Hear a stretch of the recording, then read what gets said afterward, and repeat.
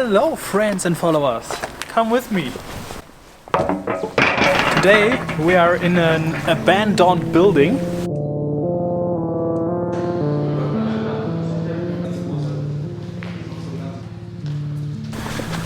And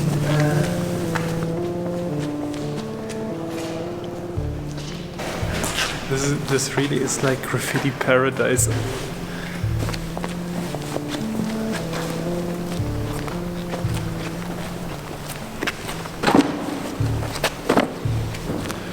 There are some cool spots, but there are already some graffitis like this tag or this spot over there.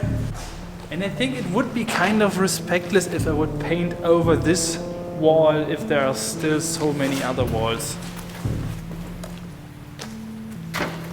Yeah, and on this big wall over there, we will make a super crazy project.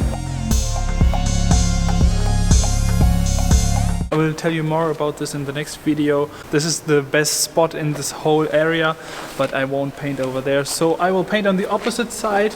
My idea was to paint on this wall because there are just some ugly tags. And this is the perfect spot for me. Yo friends and followers, and as usual here is voiceover Smoe for you again, and I will give you some background information. I'm just using my iPhone because the iPhone has a perfect time-lapse function. It is just in the menu of the camera at the left side or at the bottom side if you record in landscape mode. This is how it looks like. And I always use my battery pack, and with this setup you can make time lapses around 10 hours or something, so definitely enough for a nice freestyle session.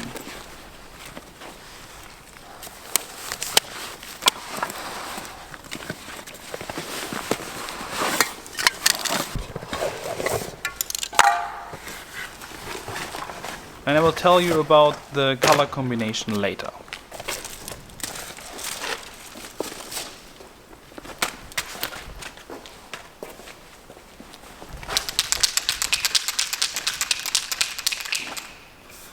As always, I use a darker color for the first lines and a lighter color for erasing the first lines. If I make some mistakes here and there.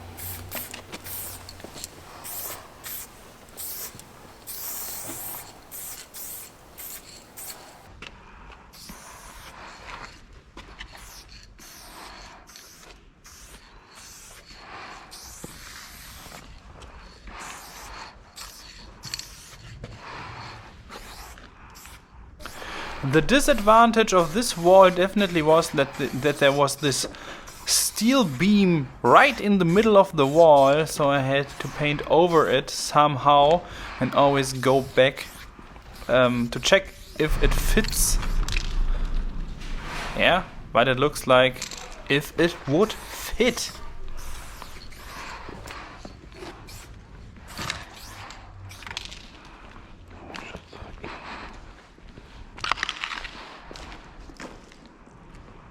Ai ai ai. Ai ai ai is an expression in Germany to show the people around you that you have the feeling that something is wrong. This is why I said ai ai ai. Because the M was a little bit crooked.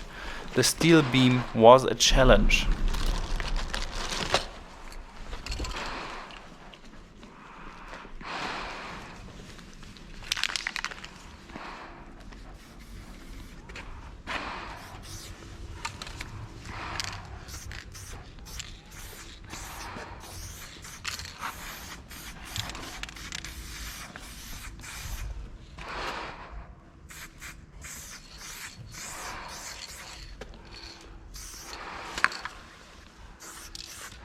Yo, and right at this moment you can see me using Manila Green Light. Or is it Manila Green? I'm not that sure. But basically it is one of the Manila Green colors as an erasing color. because this is my technique.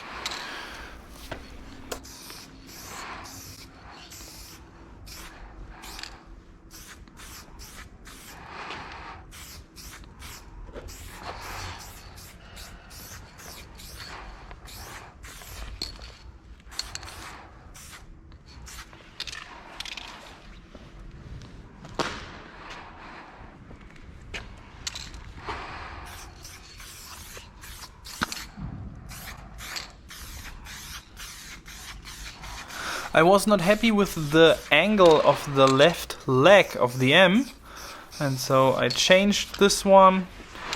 Yeah, the first lines, they were not that easy this time, I have to admit.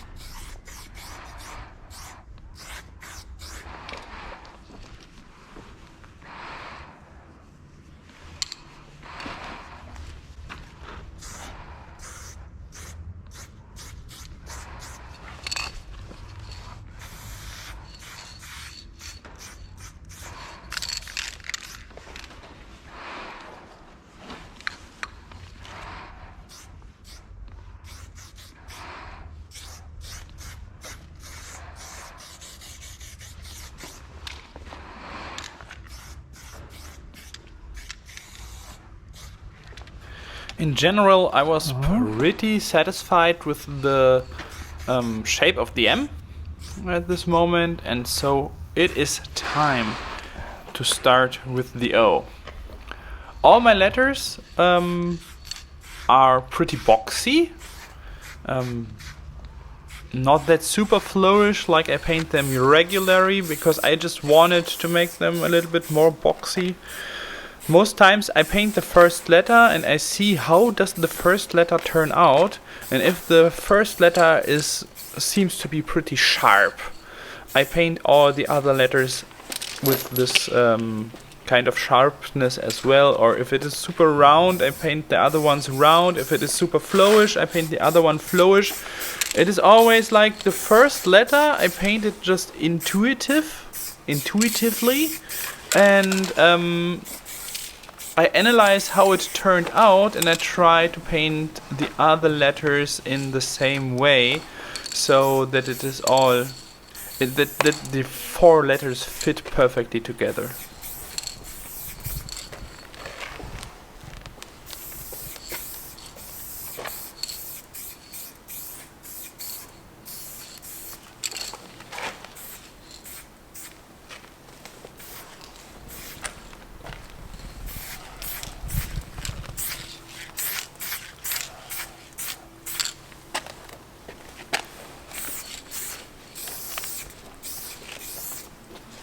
At this point, I decided to curve the lower part of the E upwards, because I just didn't want to have such a super strong mirrored axis symmetry. So otherwise I would have to mirror just the S lower part. And to give it a more natural look, I sometimes like to twist the parts a little bit.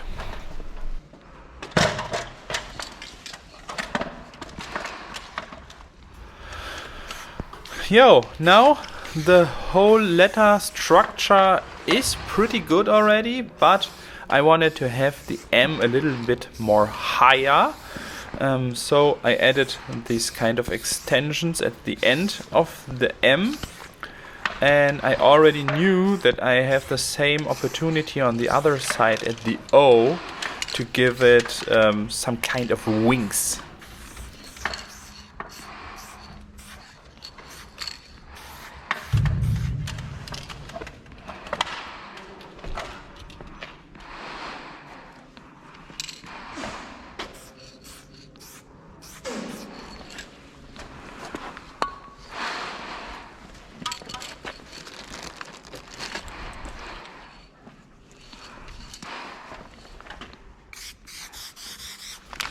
I obviously didn't shake the can enough. I'm pretty lazy with shaking cans, and I highly suggest you to shake your can about 10 seconds.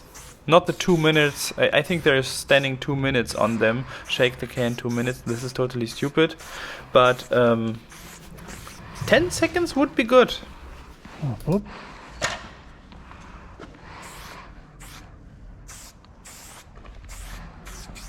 And I used a lighter erasing color because the first erasing color that I have chosen was just too dark. I wanted to have it a little bit more clear.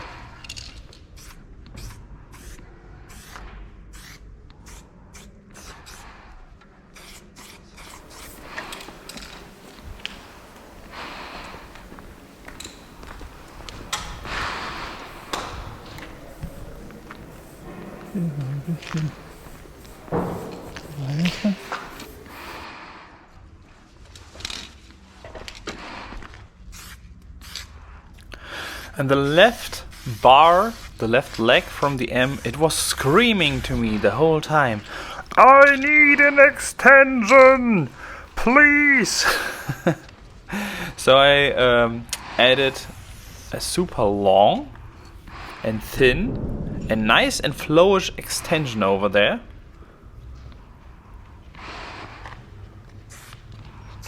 At this moment I just knew that there should be an extension, but I was not sure how it should end. And the brain is working. He made a decision. It goes upwards, okay. But what is he doing with this extension? Okay. It ends up like this. Perfectly. Wonderful. This is so beautiful.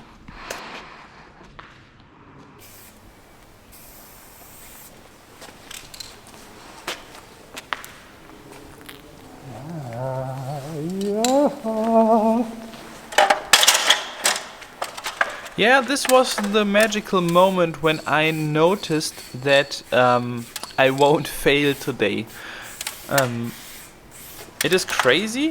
I absolutely know that I can paint very well, but it is always there. I'm always afraid to fail today, and especially when I do freestyles like this and the first lines, they do not turn out very well directly, and you have to erase and you're struggling around and trying out stuff on the wall. Yeah, it is it made me really happy to see that now it starts to become a real cool flowish Smoe style.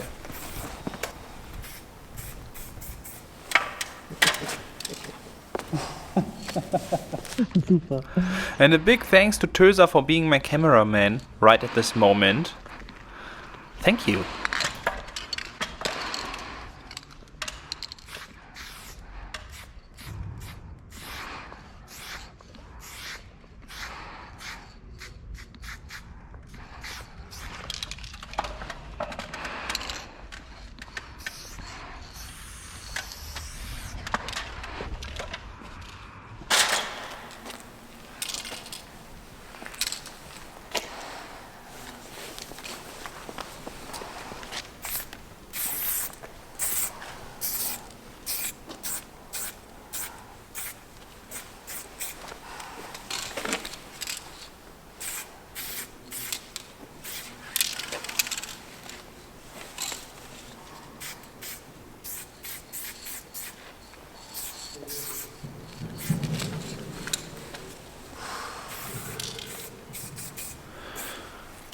I really enjoy it so much to work on the last centimeters. Right at this moment I noticed that the upper part of the S was just slightly a little bit too thin, and I give it maybe 1.5 centimeters of more thickness to make it look more smooth.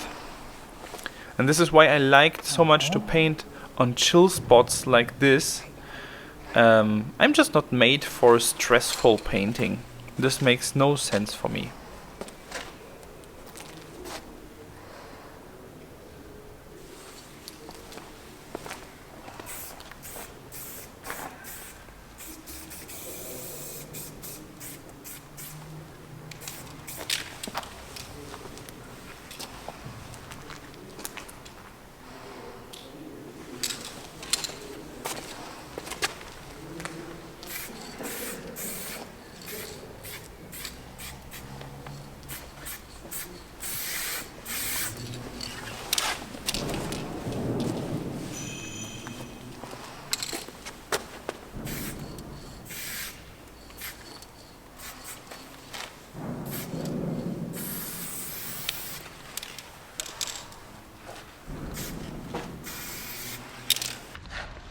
Okay, I skipped 5 minutes of refining the first lines.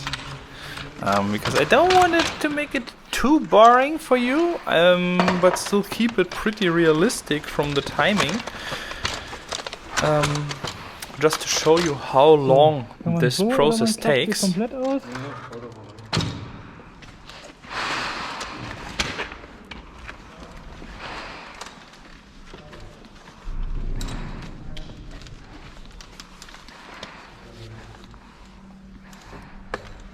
This cable was just so annoying, so we decided to clamp it over these pipes which are coming out of the wall up there.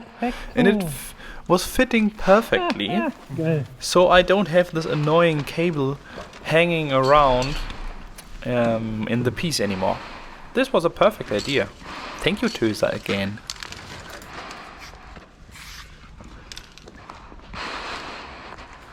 To balance the whole piece, I wanted to have a second extension coming out of the O that balances the extension that is coming out of the M at the left side.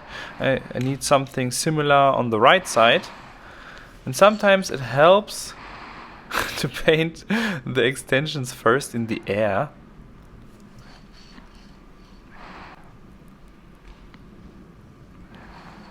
Yeah, I want to do it like this.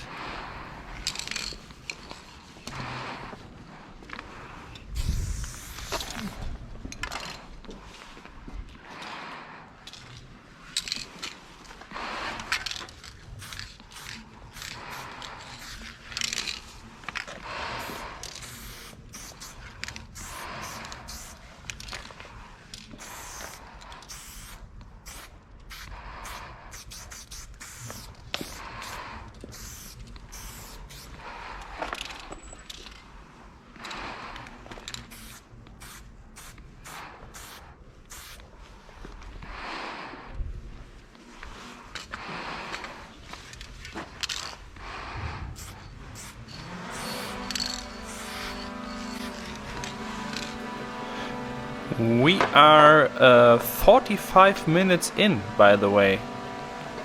Just to inform you how slow I am. But I really had no need to hurry. And I enjoyed to do all the first lines very slow, with a lot of thinking about them.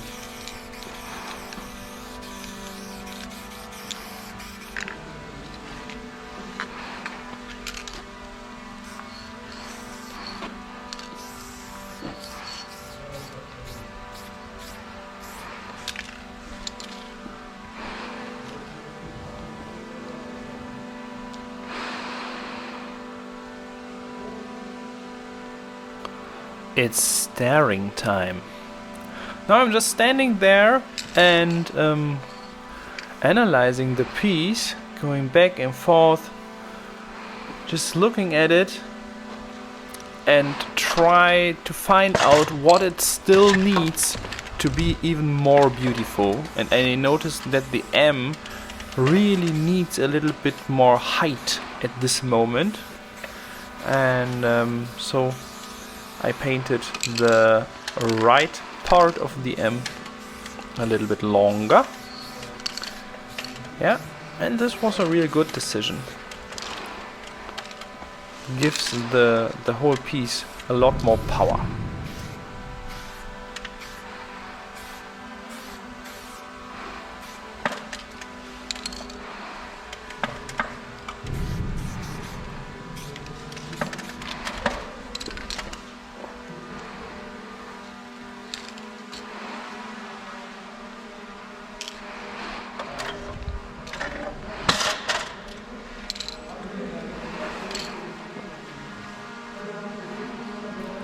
And finally, I go back to the extension of the O, and well, there we are.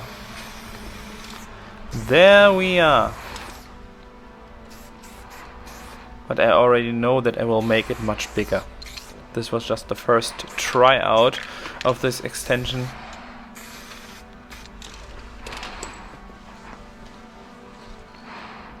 Yeah. This needs to be bigger, definitely. Whoa, even over the second steel beam. Much better. Yeah.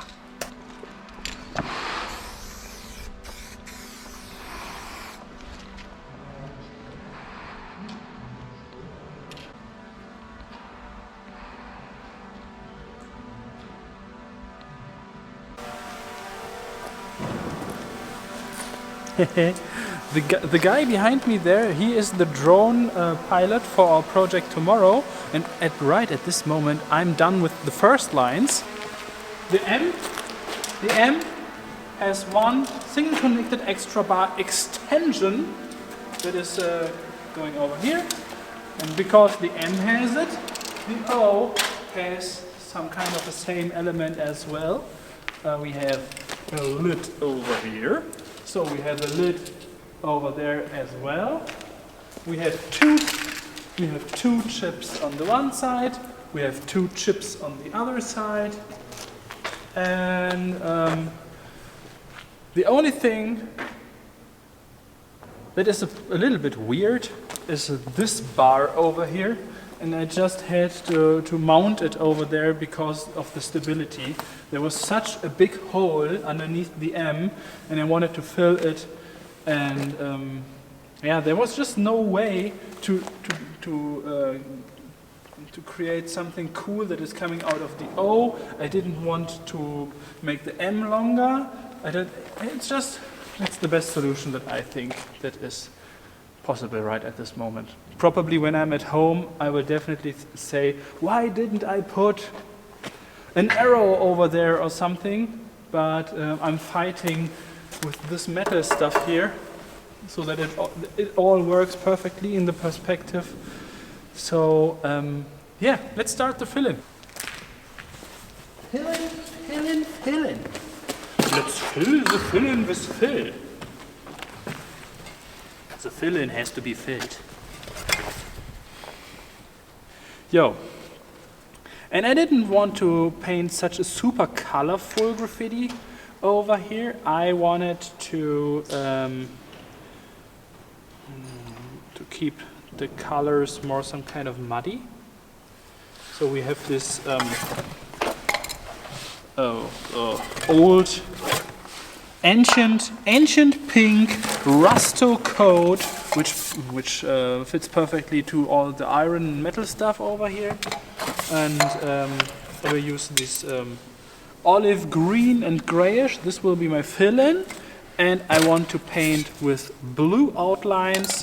And this blue here is for some reflections. We have some dark white for the shadows and light black for the light reflections, some more light reflections, and after that everything looks cool. I hope.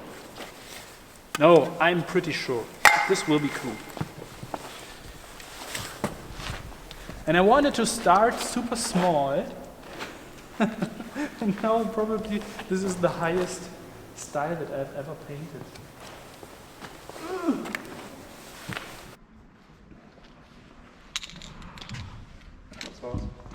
Hast du?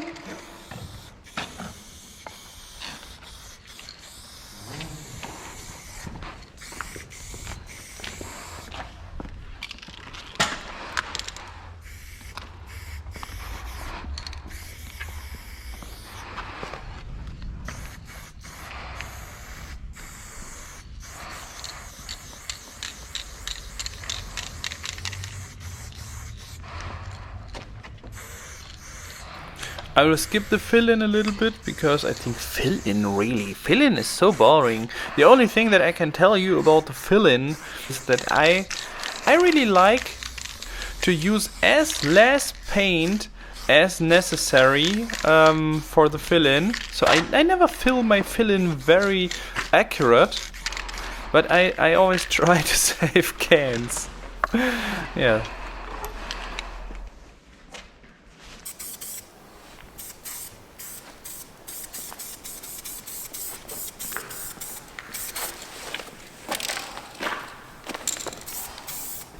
The color that I use at the bottom is a rusto coat. And the other two colors are Ancient Pink and Ancient Pink Dark or something.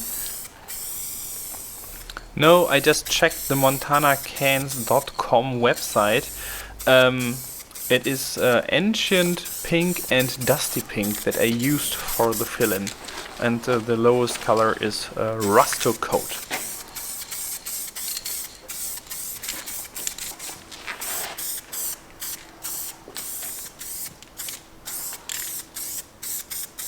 Above the Dusty Pink I used Manila Green.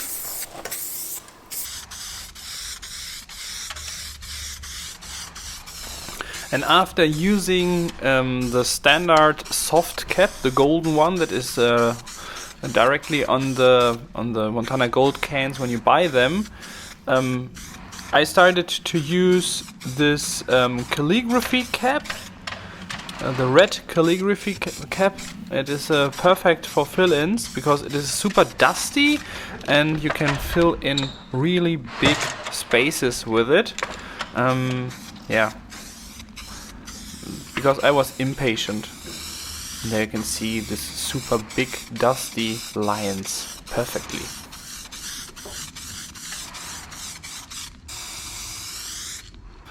And the color at the top, by the way, is olive green.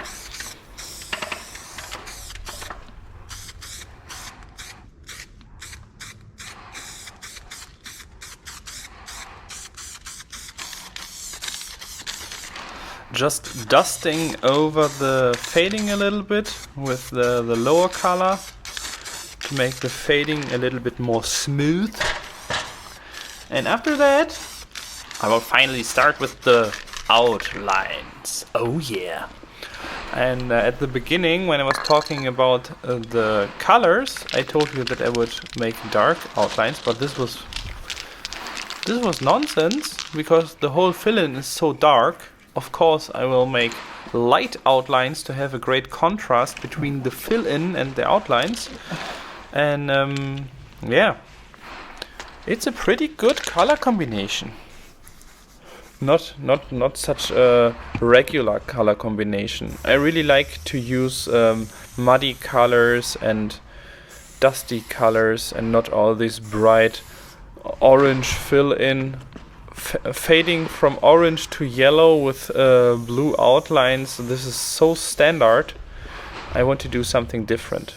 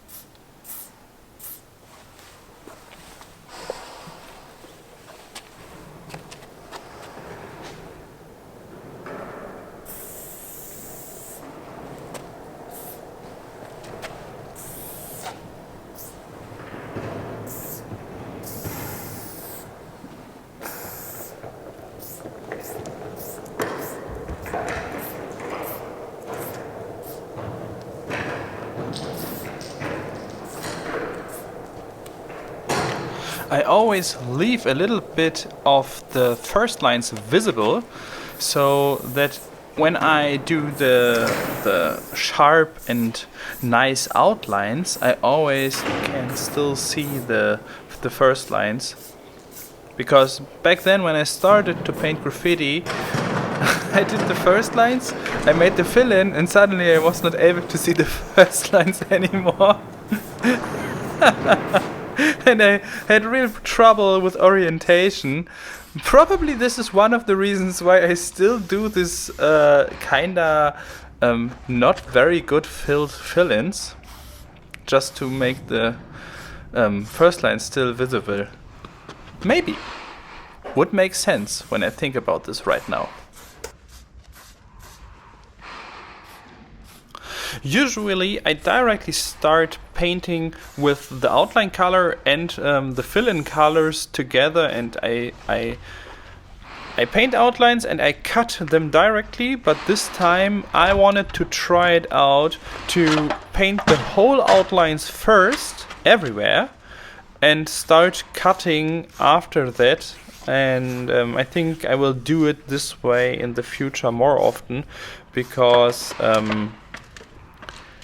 most times I start cutting edges which will be cutted by a highlight or by other elements anyways, so I do it's pretty inefficient. My graffiti is very inefficient anyways, but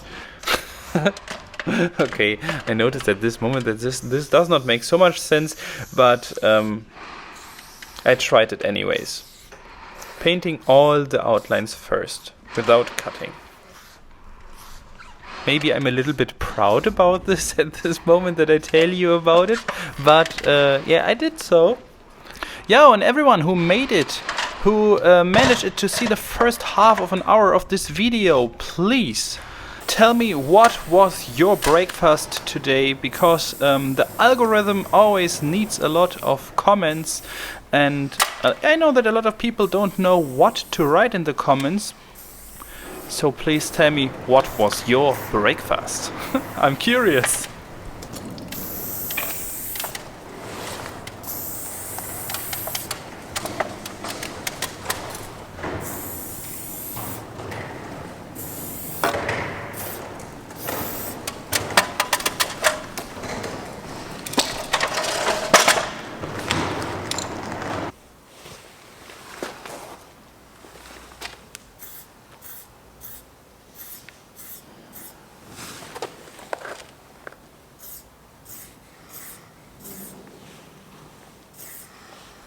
Painting outlines over this steel beam really was a pain, and I have to admit it did not turn out that good, but I think it is only visible if you know about it. I already had the feeling that I'm not that sure about this bar that is going over the steel beam. And I have to admit now, when I'm sitting at home and doing the post-production and editing the video, yeah. Oh wow, this is a beautiful outline. Wow. Yeah, but the bar underneath the M was not the best decision, but I still don't know what I would paint there to exchange this bar. I think I really think it was still the best solution for this piece, but I could have put a little bit more effort in it to make it fit perfectly.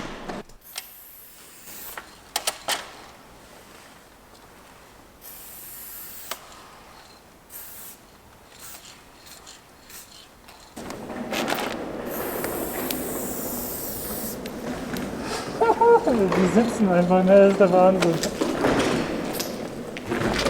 And even after 20 years of painting outlines, there are still some outlines which are, if they turn out very parallel, they still make me happy. And the outlines of this O extension makes me really happy. If I see it now, wow, I just think this turned out perfectly.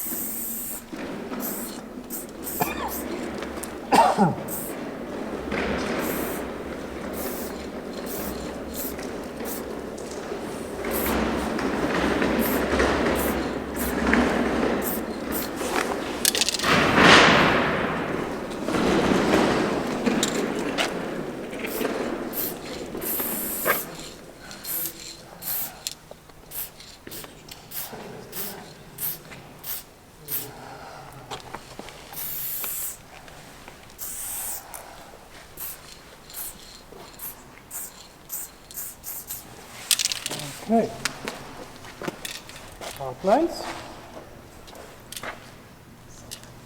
Okay, the outlines were pretty fast. I will cut everything clean afterwards. I'll go some steps back.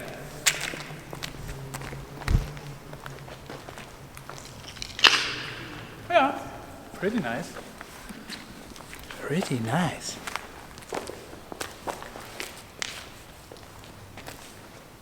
So, next step is the block. I think I will make the whole block to the right side. And after that I will take care about all the shadows and all this stuff. So let's make some blocks. Block.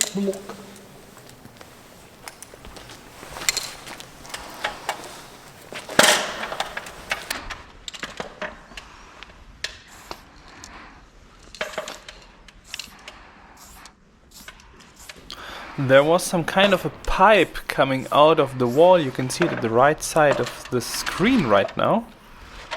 Now, there you can see it. There you can see it. There you can see it. And the block is facing into the direction of this pipe, so I don't have to paint a cross somewhere.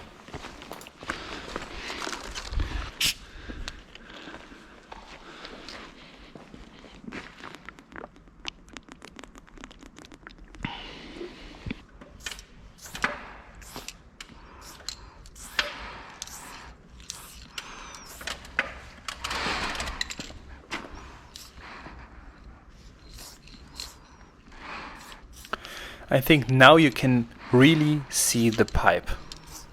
The pipe over the J from 30th of June, where a person with a G and a person with a J fell in love. 30th of June in the year 2011. Das Rohr. Hi Flo! 2 hours and 4 minutes in. What do you think? Are G and J still a couple? Are they married already? Do they have children? If you have any idea what happened to G and J within the last 10 years, please write a comment.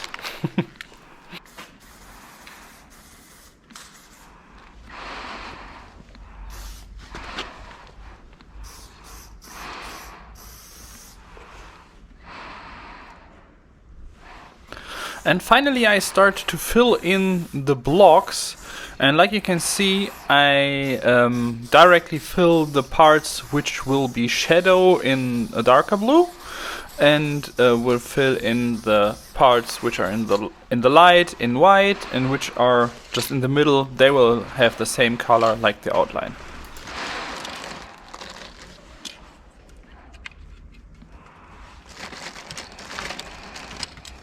And to check which can is more empty, I check the weight of the cans and use the more empty can first, to keep as much full spray cans at the end as possible. So always make the more empty cans empty first.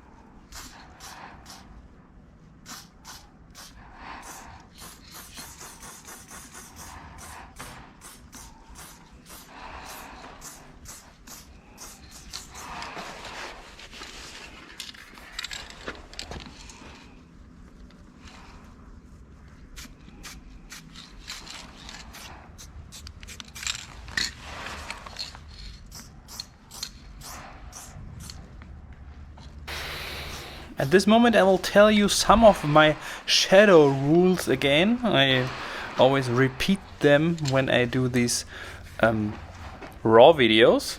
So all the outlines, like you can see here, which are facing up, they will be light. So in this case they will be white because there's some light falling on these outlines. And all holes are dark at the end. So I always make fadings from the right side or from the side in which the block is facing. And it will get lighter the more the block comes to the front of the graffiti piece. And every block that you can see from below will be dark, and every block that you can see from above, where you can see on top of the block, will be light as well. The same like the outlines. So this block part is facing down.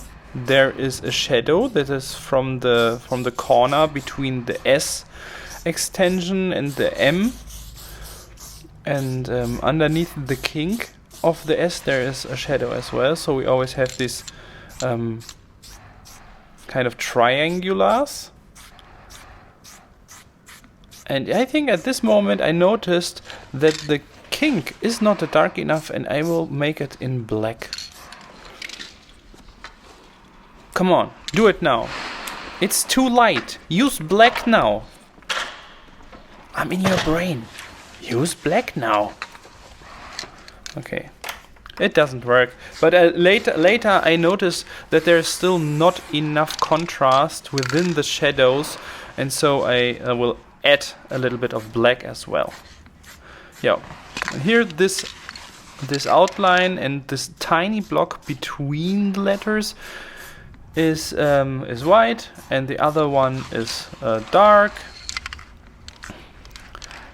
And I always try to make my shadows look right and not be right, because sometimes I know that I paint parts too light or too dark. They probably would not be that dark or that light, but sometimes because I want some more contrast at this point, I change the color in a way that looks more right than it is more right. Use black, use black, use black.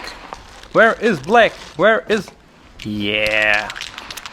And now comes black. And this will make a whole difference. Oh, somebody's at the door. Probably the postman. My wife opened the door and she was screaming, "These are stickers! These are stickers!" Yeah, wow. Let's unbox the stickers. Because soon there will be our new print. Open it! Open it! Open it! Wow. Yay! Smoe, this is so beautiful. Yo, and these are the 3 sticker designs that we will put additional into the box of our new print. Okay. Let's continue editing. And finally, here is the black. And the black makes such a big difference. Look at this. Oh yeah. Finally. And now everything starts to become so three-dimensional, and this is what makes me so much fun. I love the 3D. And of course the holes, which are the darkest at the end, they will have some black. And the blocks, which are visible from the lower side, from the downside, are black as well. And yeah, now it has the right contrast perfectly.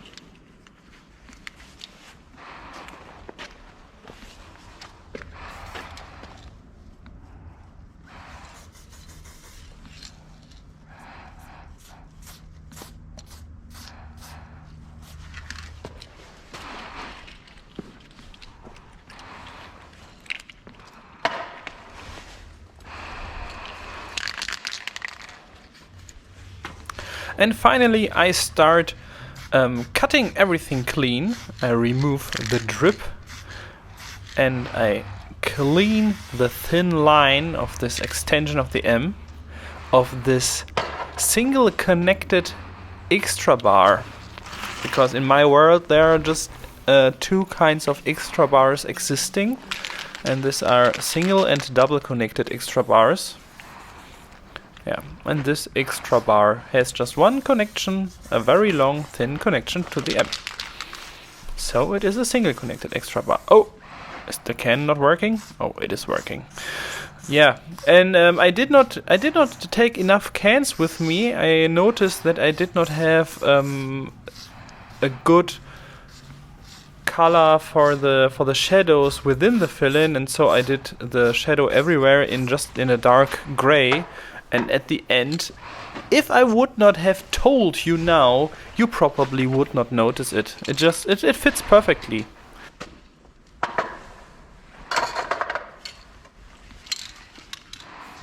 All I want to say at this moment right now is you don't necessarily have to have a darker tone of the tone that you want to paint a shadow on.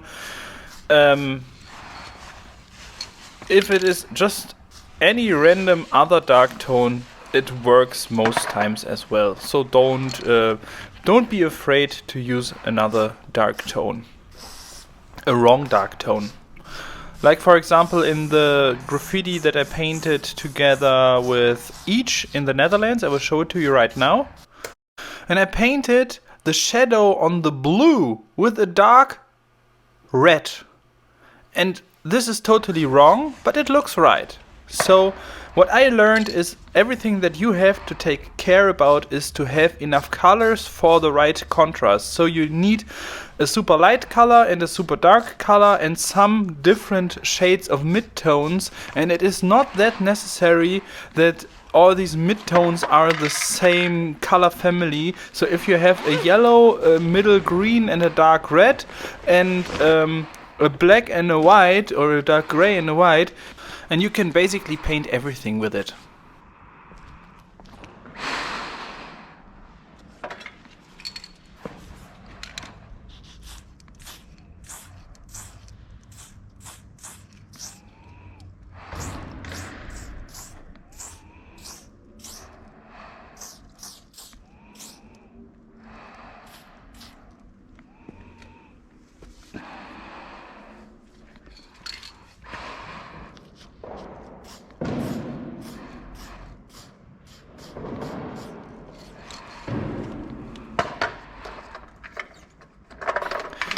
When I try to paint super thin details like the outlines with highlights on them, I try to find the specific right pressure that you need to put on the cap so that it slightly starts to paint. That there's just a little bit of paint coming out of it, but I had some trouble to find this right pressure. You can see it when I paint the eye of the S, like here.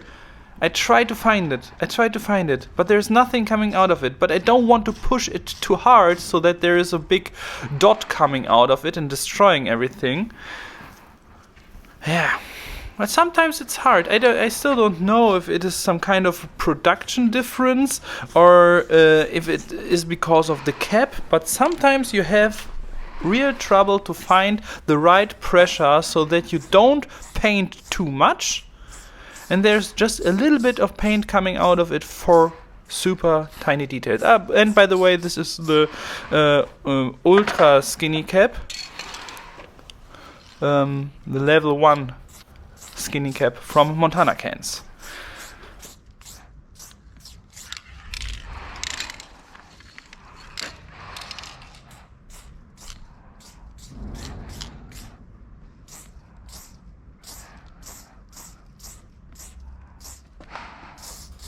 And like you can see, I don't fill in the whole blocks first and put the shadows over it later. This kind of painting, like I do it, saves so much paint. because I don't paint that much colors over each other.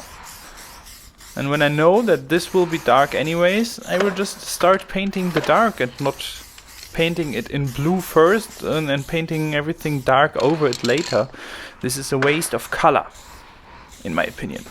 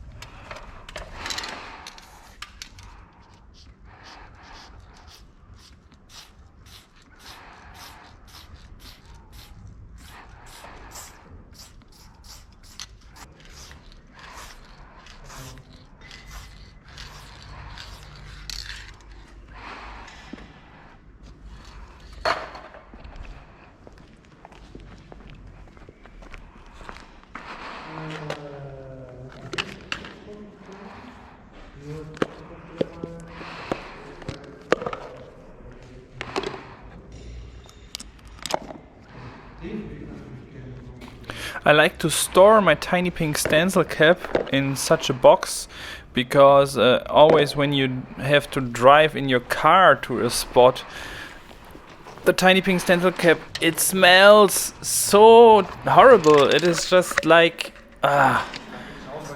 it's terrible. But I like this tool for tiny outlines like this ones perfectly. I really like this tool. And by the way, there is a link in the description if you want to buy such a tiny pink stencil cap as well. I can highly suggest you to use it, but I used a drill and I made the hole bigger. I made the hole 4 millimeters wide. This was perfectly for me because otherwise I started to spray paint with it and it was stuck directly. And with a 4 millimeters hole, you can use it very often, very good. And you need something like a stick or a thin brush to clean it from time to time. Yeah, and you need a box for the transport because otherwise you will have the smell in your car.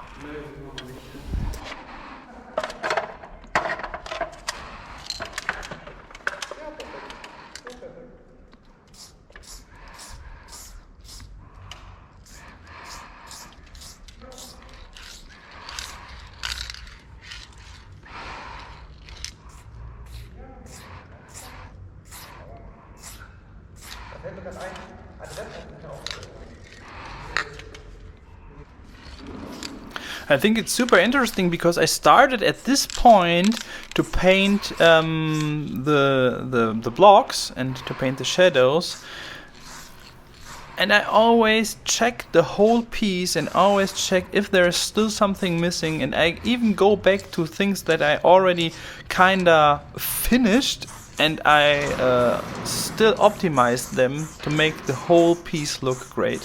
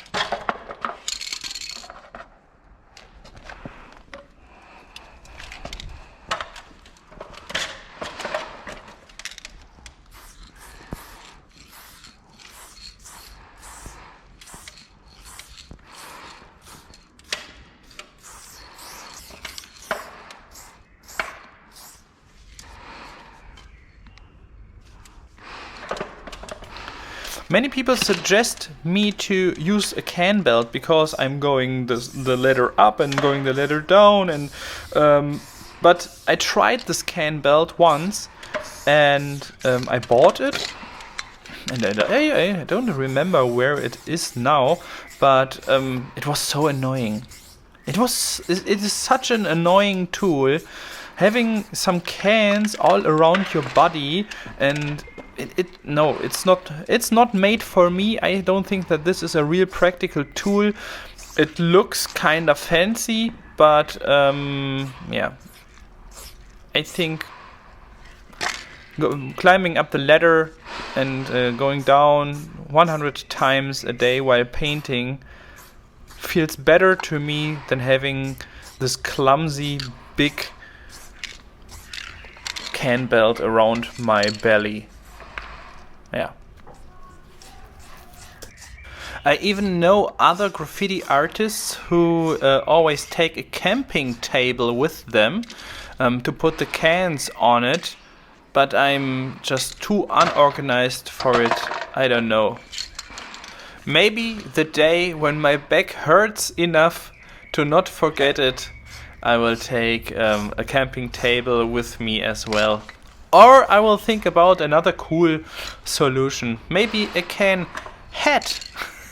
So that you always have about 20 cans on your hat. So you can... Okay, this is a stupid idea. The can hat. Okay. Maybe I will make a post about the can hat. No, I won't do it.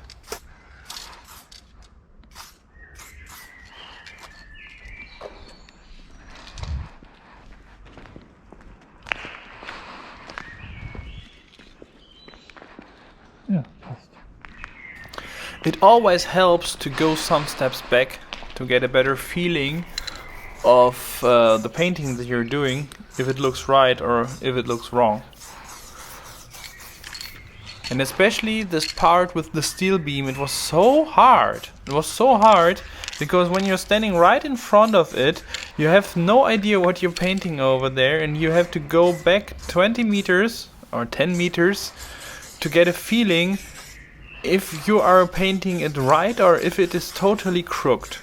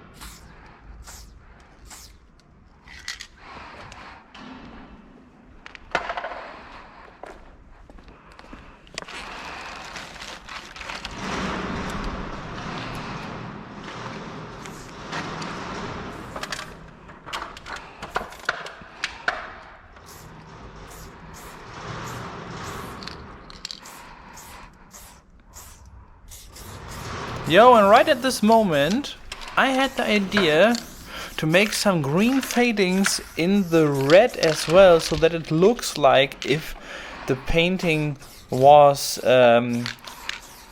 aging a little bit, like it was there for a longer period of time, and water is always running down the fill-in, and there's some green on it now.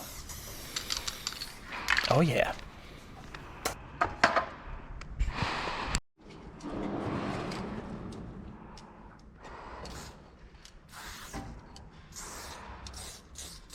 And these are the shadows that I really like the most. If there's one element making a drop shadow on the block of another element, this is just beautiful.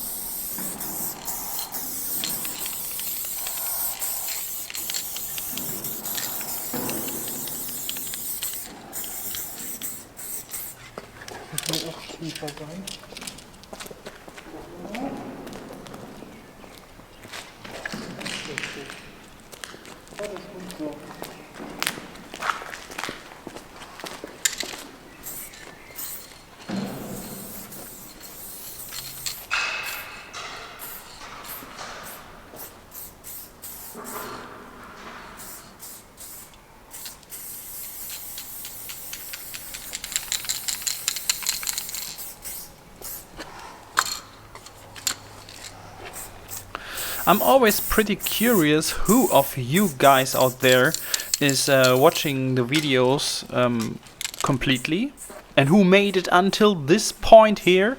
So please give me a sign and write something with a T-Rex in it in the comments, so I know that you have seen this video for more than 1 hour and 4 minutes. Wow.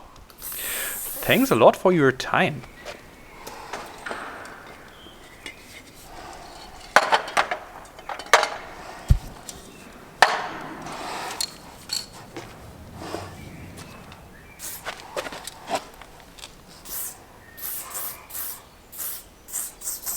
By the way, my cameraman Töser, he was laying on the floor to record this.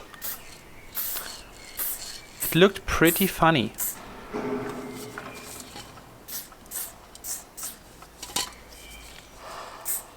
Yo, did you see this?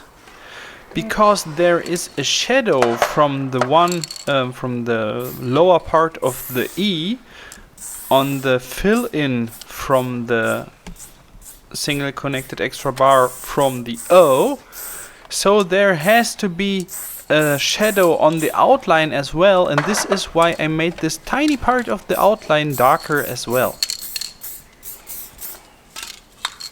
Yeah, I don't know if anyone would notice this, but it makes the illusion of a shadow much better if there is a shadow on the outline as well, and not only on the fill-in.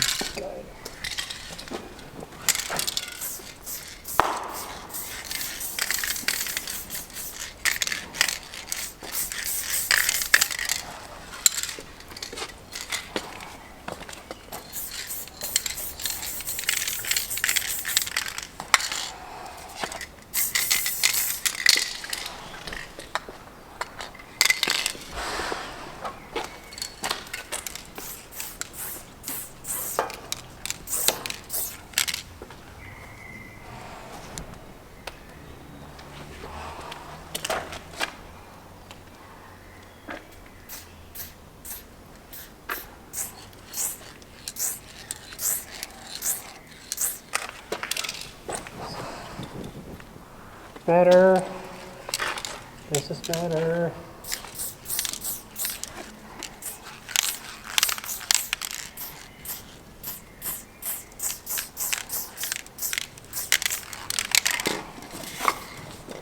Okay.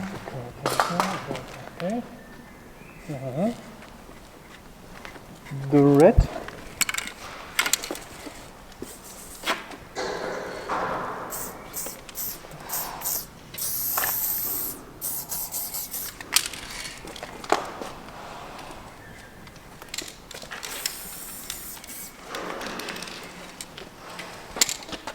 Okay, only this area.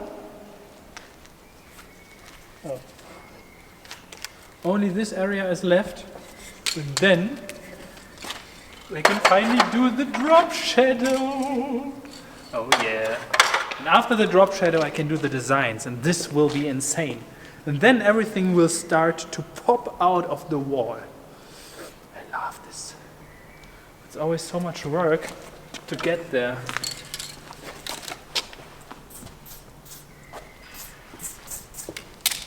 And I'm super happy that I didn't directly start cutting the outlines, because at the most places it is just not necessary anymore. The whole piece is quite, if you just see in detail, the whole piece is pretty dirty, but if you go back, probably you need like parts like this and this and this and this. Everything is pretty dirty. But it is not meant to be seen from a very close distance. And from here, it looks laser sharp. Oh yeah, so cool.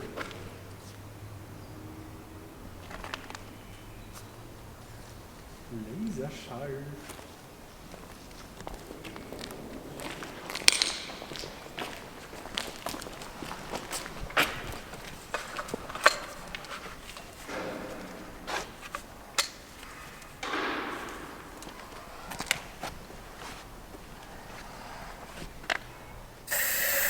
I love the tiny pink stencil cap. Beautiful. Back then I was always doing these super thin lines by cutting the lines with the fill-in color again. And now it is not necessary anymore because I'm lazy and I like to be lazy. And here you can see I paint a shadow in the fill-in by using the dark gray and not a dark red. Probably with a dark red it would look 10% more beautiful, but somehow it is not that necessary.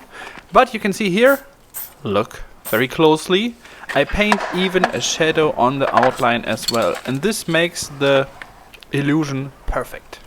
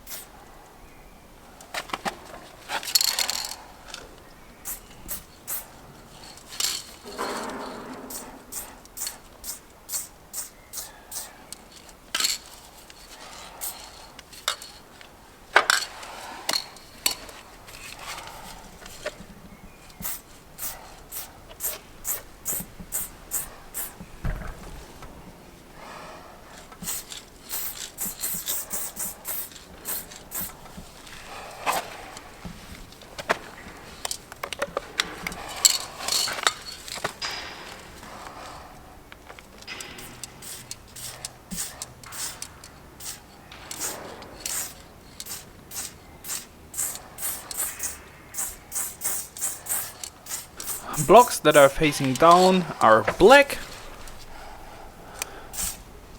Here we have a shadow on the fill-in again.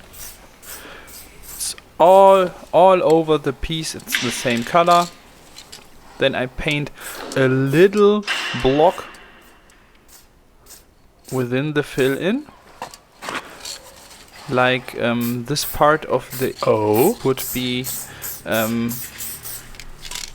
a little bit higher than the M, or this. Oh, no, it's not from the N. I think it's the weird bar underneath the M.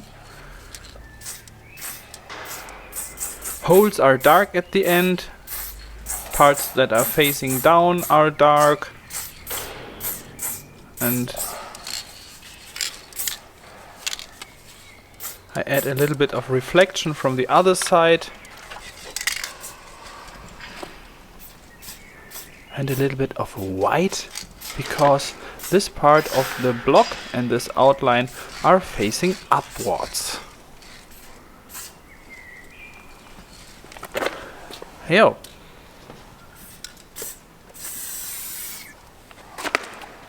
Schatten, Schatten, Schatten.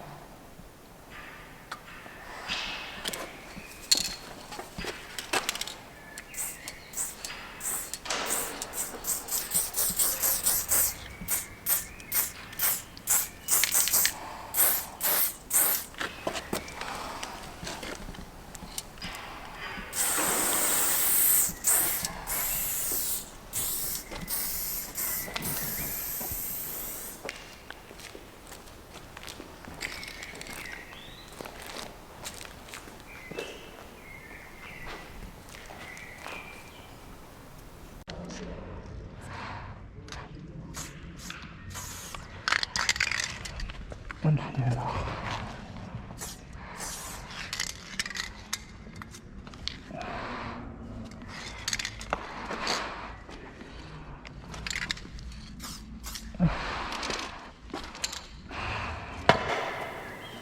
Drop shadow. Drop, drop, drop. Drop, drop, drop shadow.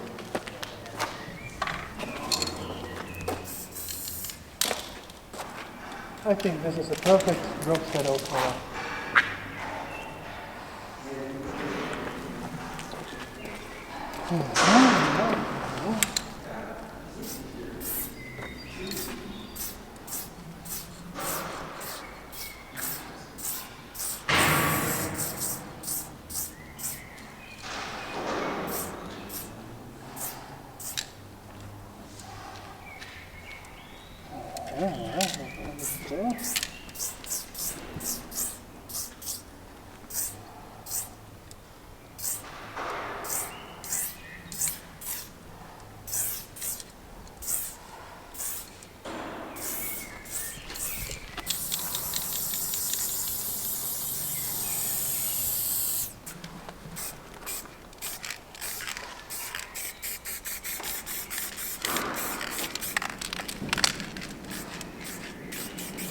A drop shadow always looks better if you paint the background around the drop shadow a little bit lighter. Like there would be some kind of a light source creating the drop shadow on the piece.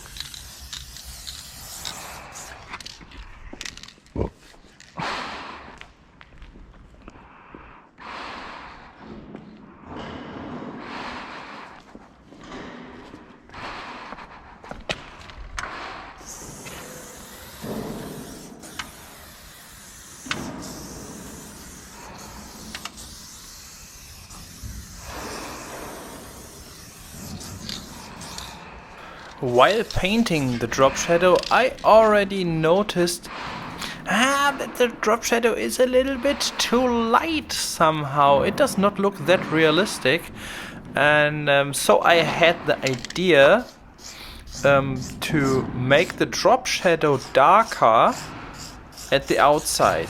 So there is the drop shadow has the darkest color at the outside. I will make a fading from the outside into the gray with black.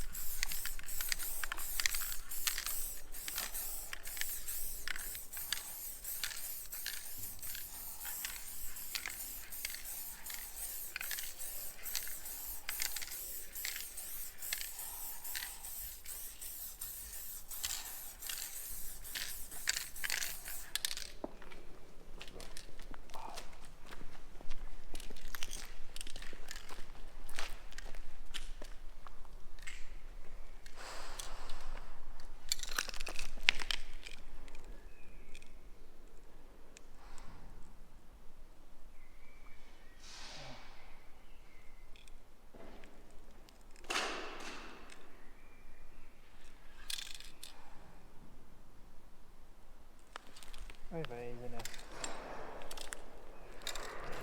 It is super weird, but I was not able in this moment to say if it is now better than before or not, or if it was totally useless. And when I'm sitting here now right in front of the computer and I see it, it is such a big and great difference and gives it such a depth. Funny. But while painting, you get blind for the picture to really to be able to say if it is still good or if it is not good. I even give the wall within the shadow now a little bit of structure. So good.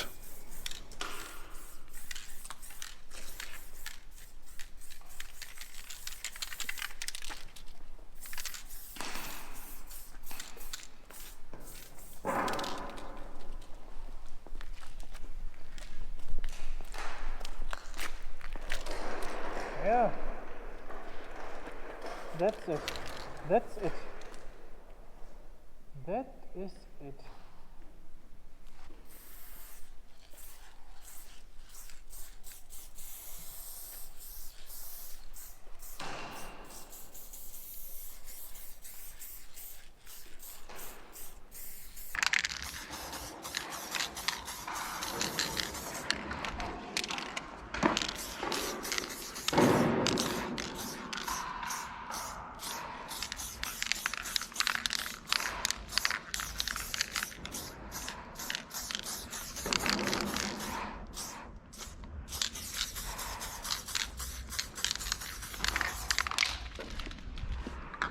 Boop.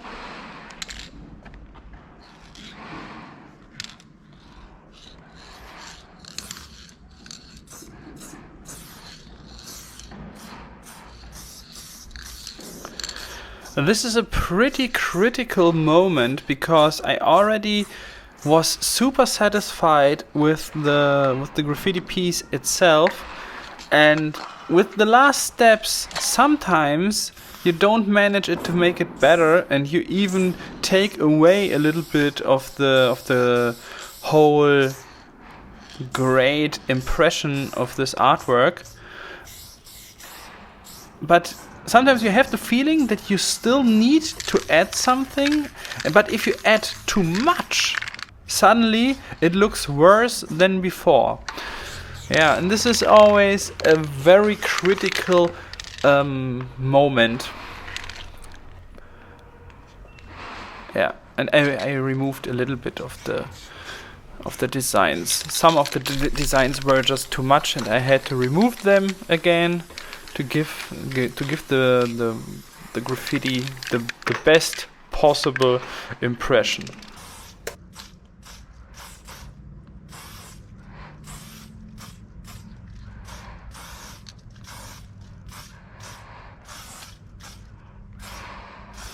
Of course, I added my Smoe tag, and it was a little bit too aggressive in this pure black, so I made a little bit of red dust, a little bit of red dust over it, and of course I left some greetings for my crews YIC, SK and ZNC there as well.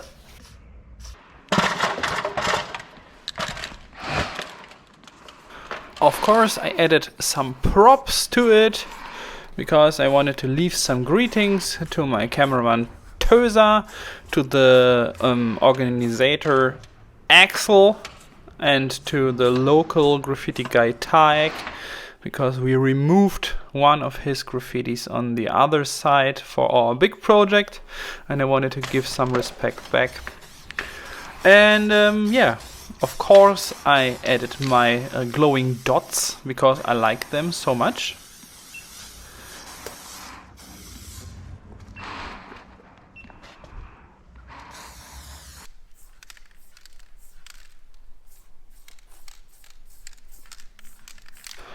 And especially I like it when the glowing dots leave some reflections on the blocks as well. Wow! Look at this. This is insane.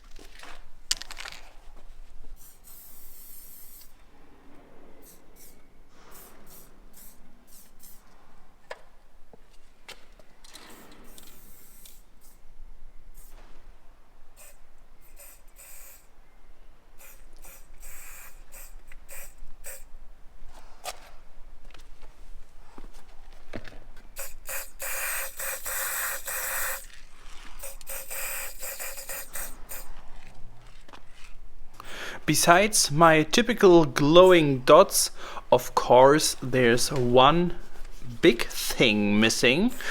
Because since about, I would say, 2 years, there is a broken halo flying over my graffiti. I was always trying to find something unique that represents my my love for graffiti. And most graffiti artists have a halo, or some have. There's a guy who has a flying penis, a triangular, a square. I know a guy with a square, and I have the broken halo. And I removed the tags besides my piece because I think they were disturbing the beauty a little bit. So sorry, G and J. I wish you the best for your future. I hope you're married, but your tag is gone now.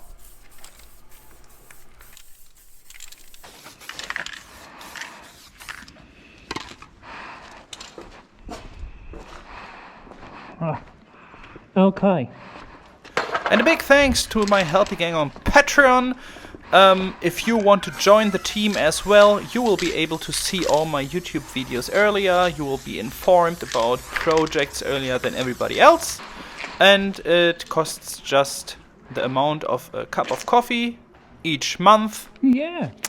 And you support everything I do. Thanks a lot.